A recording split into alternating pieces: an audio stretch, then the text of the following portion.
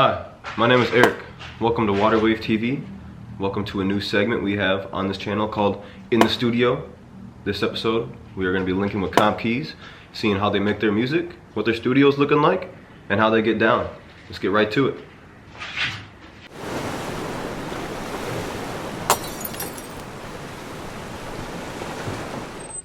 What's up, guys? We're Keyz. Welcome to our studio.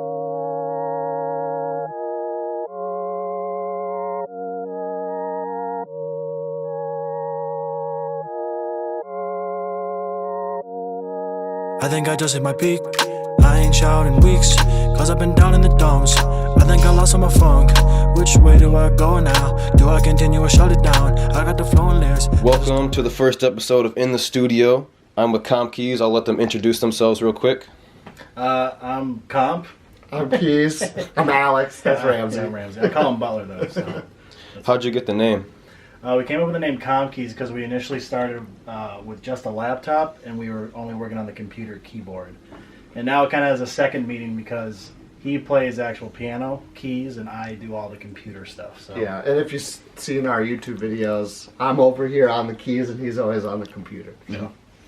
Let's get into those YouTube videos. What was the inspiration on the beat making videos? The reason behind the beat making videos is just to kind of, one, make us do beats and kind of like sit down and like, okay, we're going to film it, we're going to actually get a beat done, and then just to get content out there to show people kind of what we do, what it's actually like when we make a beat or a song or something like that. So, yeah. Mm-hmm.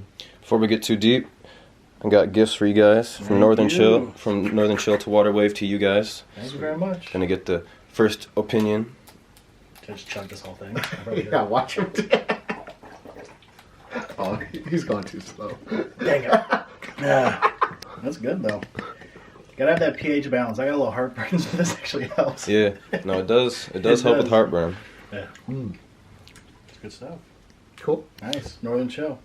So what's it like waking up in the morning and being like, let's make a song today? How does that collaboration happen between you two? Yeah, normally it kind of is like in the evenings when we both come home from work, I'm like, want to make a beat or play video games? So those are kind of the two options that we always decide between. So we just like, yeah, let's make a beat today. He'll come in. We kind of, sometimes we'll start with nothing. Sometimes I'll create drums just like late at night, since this is my bedroom that the studio is in. I can just kind of hop up and make like a drum pattern and then like leave it for him to figure out what to do with it.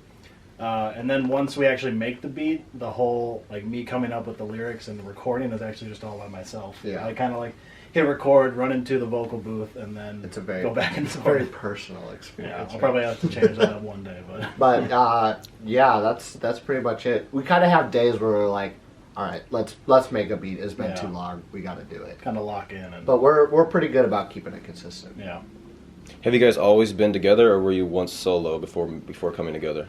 We started making just beats, like just on GarageBand, just like beats in my mom's basement. And middle school, high school. Yeah. And then I went to college in Chicago. He stayed here in Minnesota.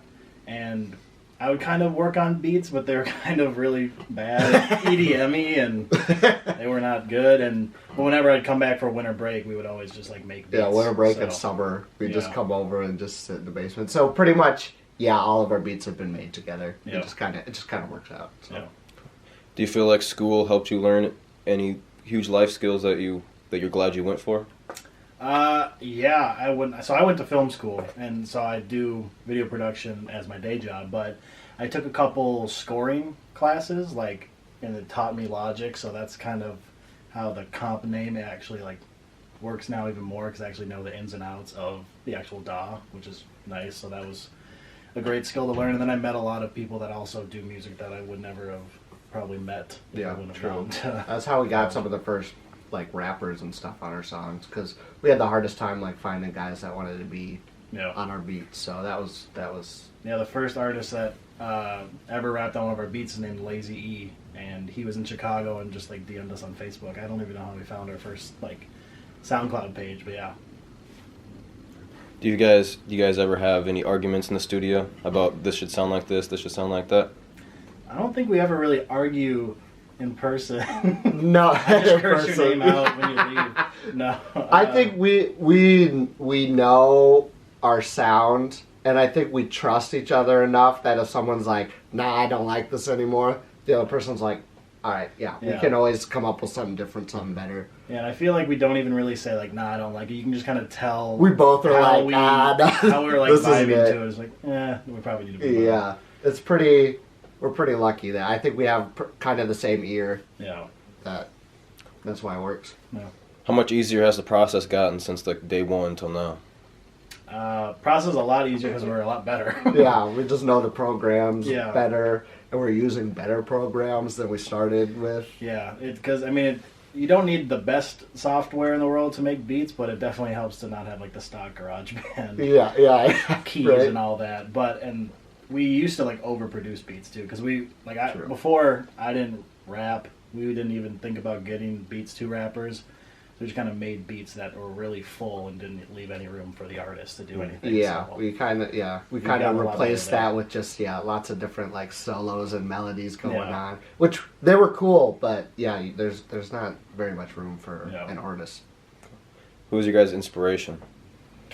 Man, what drew us to making beats was SoundCloud, and I'm trying to think of like some because we just listened to like beats on SoundCloud, not even rappers on SoundCloud. We were just listening to like crazy beats that had like huge drops and like that even were Carmack. Carmack, Sango, the Seventh. We were recently. Like Waldo, that group. K-Tronada, yeah. So just a lot of these like producers that would just remix stuff on SoundCloud. That's what really got us into like wanting to do this in the first place. And then, but I guess like getting us into hip hop like back in the day. I guess that kind of started was like. We liked Tech Nine a lot. Yeah, we liked hip hop like in middle school, like 50 Cent, Tech Nine, and so that kind of what made us fall in love with hip hop. And then I know I think some like for like producing, like Timbaland. Oh yeah, Timbo's a goat. And that kind of is starting us to wanting to make videos too, because you see he posts on Instagram. He does like some cool videos and stuff like that. Yeah. So yeah. And especially, I mean, going to the video thing, like, that's the coolest part, like, when you want to be a producer, want to be a rapper, to see people in their studio, kind of, like, in their element, like, it doesn't need to be all secretive. It's cool to see, like, all these producers. With the rhythm roulettes and the crate and all these series, it's cool to see. Yeah. All right, now let's dive into the creation of Kirby. All right.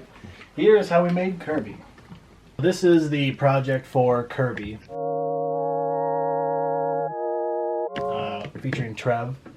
So basically what I started with was, since I am not good at playing the keyboard, I normally lean on Splice. And Splice has some really cool MIDI tracks that I can kind of shift around to my liking, because I have full control over what the actual notes are. So what we started with for this beat was this organ. And this is like the main instrument that kind of drives the whole song. Yeah.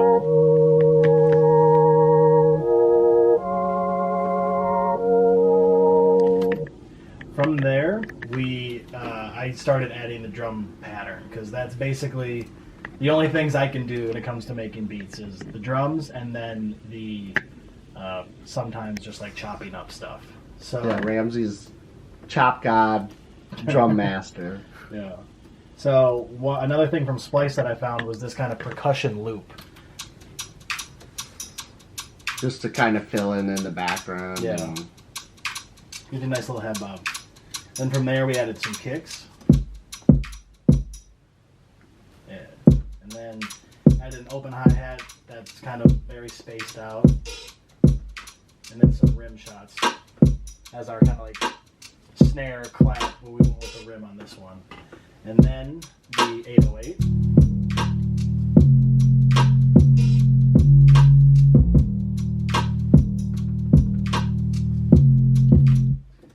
And then from there, basically, that's all I had was that main loop, and then all the drums. And then I brought Butler in here, and he added a bunch of different stuff. So I did layer the same notes from the main loop with like a pad. Just to kind of fill it out for when that hook comes in. Yeah, the pad did like some interesting, cool like shifting of the main loop, which made it really and then, interesting. We added a wobble synth underneath that. which Butler played out. And then Butler also added some keys. So when that's all together,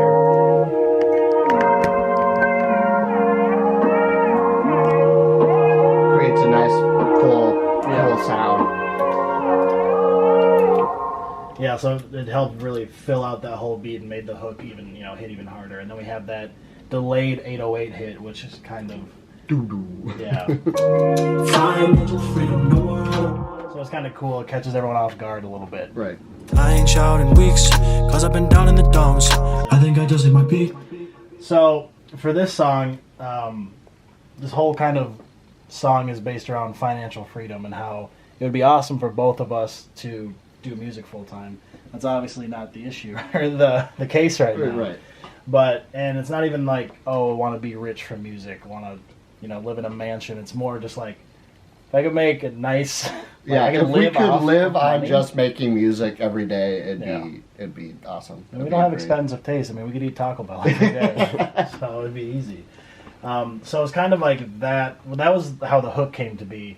For the verses, is kind of a lot of my actual lyrics are about kind of self-reflection and how I don't think I'm like up to par where when I record stuff, I do not like how it sounds ever. Yeah, we have to convince them that it sounds good. Yeah. So like, I told that to the Wiseman show, and they were like, you still don't like the sound of your voice? And I'm like, no, I don't. So it's kind of like that. That's why I'm like, I think I already hit my peak. That's like the intro line, and obviously I still feel like I have more to go, but in that moment I was just kind of feeling like maybe this is it. So that's kind of how that came to be. And then the second verse, Today I'm showing myself in the mirror. Where you wanna be in 5 years? I don't know, my brother's not clear. So that line was just me thinking like, can I see this as a viable future? Should I actually put all this time and effort into pursuing music? And is that worth it? So this song was very self-reflective of me just kind of like talking to myself and figuring out, is this worth it? And if I can get that financial freedom, it would be amazing. It's taking that step from hobby to career. Yeah. Mm-hmm. Right. And then how we got Trev on the song, which was awesome. He killed his feature.